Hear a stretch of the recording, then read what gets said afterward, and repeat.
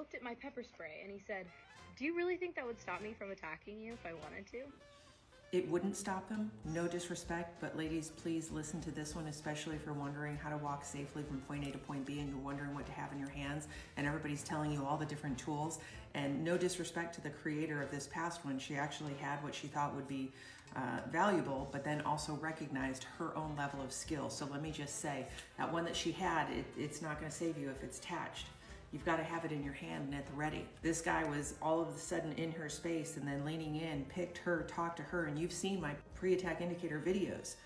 You need a device that's in your hand when you're going from point A to point B. It needs to be available. You have 7 seconds to change their mind and it's 3 to 5 seconds to solve the problem right now, whether that's your hands or a tool.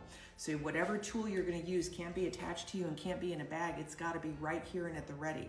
Because you need something that's a force multiplier with the strikes that will spray and shoot out 6 to 8 feet because it's in your hand. If he starts coming at you and it's in a threatening manner, I would take that as a threat. He was literally in your face telling you, "You think that's gonna stop me?" That's threatening verbiage. Yes, I think it will stop you, and if it doesn't stop you, crack. Okay, it's in your hand when you need it. It's made of polycarbonate. It's got a blinding light. You can use it at night. It disorients at 150 lumens, but then it's got crowd alert technology in here. But it's gonna hit the GPS on the bottom, and that signal is gonna go to anyone within a mile of you that has the free app downloaded that gets your coordinates on a map and can call 911 from there and can come and help you. Even if they don't know you, if they're within a mile of you, and then your loved ones anywhere in the world that you designate on your contact list. You need something that is a stopping action. It needs to be in your hand. Ladies, that's just the real of it. Please share this with those you know, love, and care about. This is some solid advice on staying prepared and aware of your surroundings. Having the tool that's easily accessible and effective could make a crucial difference. Personal safety is so important, and it's empowering to know what steps you can take to protect yourself. Stay safe out there. I was engaged to someone who's trying to be a country artist, and he's actually the worst person I've ever met in my life. So let's talk about it. He did cheat on me a lot, which I probably shouldn't even have to say, but what he did was just a little step further than that. He couldn't just cheat. He had to really leave his mark on me. About 4 months into the relationship, I realized I was pregnant. And when I told him, he said, "I'm so glad I'm going out of town tomorrow for a show, so I don't have to deal with this." So obviously I knew if I had this baby, I would be doing it by myself. I already have a daughter in a different state with her by myself, just me and him and her. So I knew I couldn't have this baby because I would be SOL. Anyway, I look up, a clinic. Closest one's in Florida, and I'm in Nashville. I just was thinking he would come with me, of course. Why wouldn't he come with me for something like that? That's such a big thing, right? No, when he got back from his show, he was so exhausted from traveling that he just said, "You gotta drive yourself. You drive you. Think about what you did." But before you go, do this by yourself, hours away. Clean the closet first because it's a mess and you can't leave it like that. Yeah. Also keep in mind the girl he dated before me also had to, and he went with her. How sweet. Anyway, when I get there, obviously I pay for it with his credit card.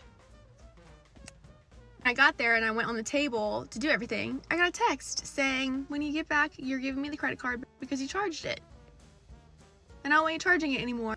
When everything was said and done, I went to my friend's house. She lives in Louisiana, so I didn't want to drive all the way back to Nashville that night. And he's golfing. And then about a month later, just start, not hemorrhaging, TMI, but there's a problem. I'm just bleeding. Nothing's helping. And he is, again, leaving for a show that weekend.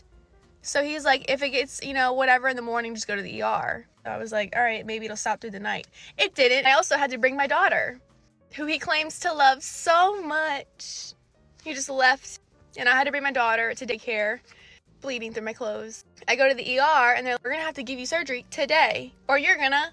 So he's having the time of his life singing to sorority girls, and I'm texting him being like, "So proud of you.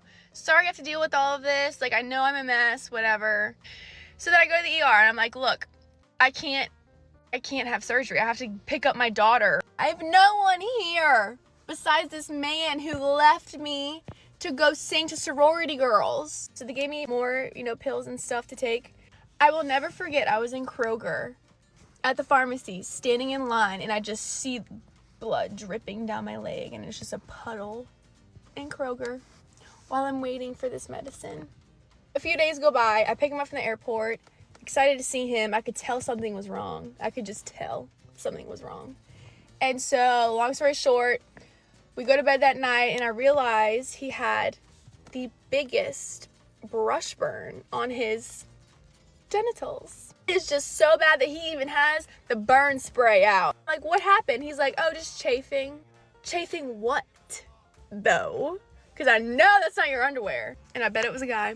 The next few weeks, he's like, you're crazy. You're insane. Like, I would never cheat. He did.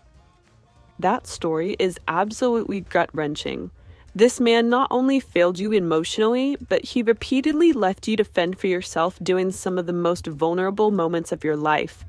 And the audacity to gaslight you on top of everything? Unbelievable. You deserve so much better. Someone who's present, supportive, and genuinely cares. It's clear you have incredible strength, even when faced with the worst. Who the f*** did I go on a date with? Part 1.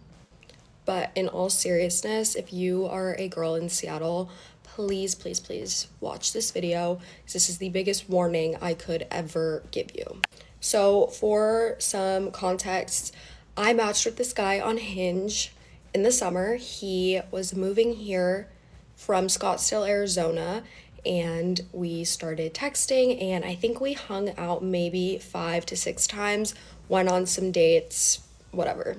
He started trying to plan a trip with me in December, and this was in the summer, and we had literally just started talking, so I was just like, no, I don't think I could do that. It just didn't seem like a good idea, obviously. I don't know what I'm doing in December. I don't even know if I'm still gonna be talking to him in December. It's like way too premature for that. When I told him no, he reacted very poorly, and I was like, this is a red flag. I really don't like how he's handling this. So I knew that I needed to end it. So I texted him just saying, like, you know, the way you reacted was off-putting and I don't see this going anywhere. You could see he did not like that. So there's more that goes into that part of it, but basically we haven't talked since then, and that was late summer.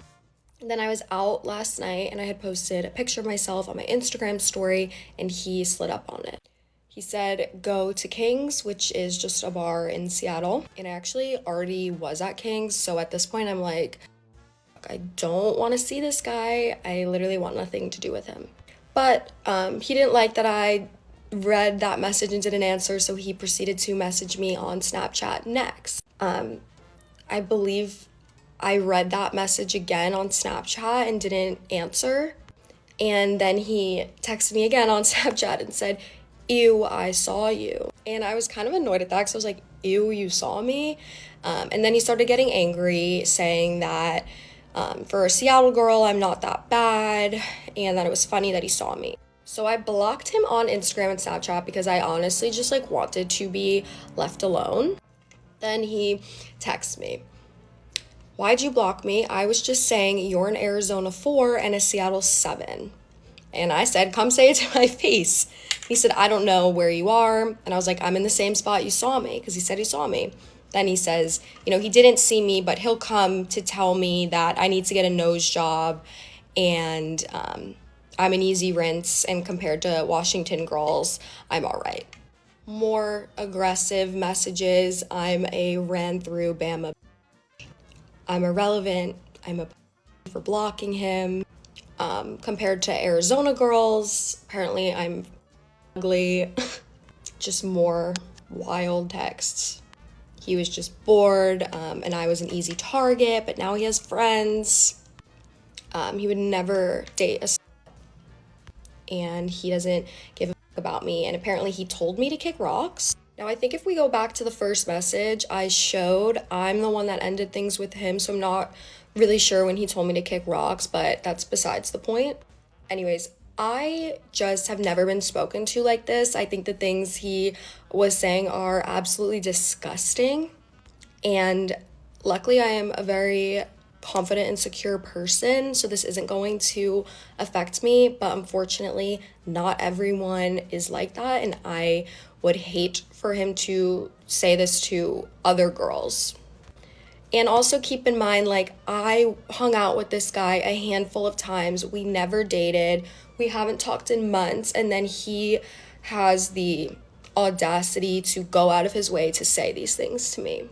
I just can't imagine how he would treat a girl he was dating if he's willing to treat a girl he knew for maybe a month and a half like that. I just really hate that when you deny a man, they will act like that. Anyways, at the end of the day, I just do not want this to happen to somebody else. And I don't know, maybe someone has matched with him before, they've been texting him, they're already hanging out with him, but I just feel like people need to see that because it's absolutely not okay. This is his profile picture on Instagram. His name is Caden DeLuca, so please be warned. What a ride. And not even the kind you want. First of all, good on you for trusting your gut and cutting things off early. That level of entitlement and harassment over a rejected date is alarming. It's a glaring red flag, not just for you, but for anyone else who might cross paths with him. Sharing this experience might save someone else from similar toxicity, because no one deserves that kind of treatment, ever.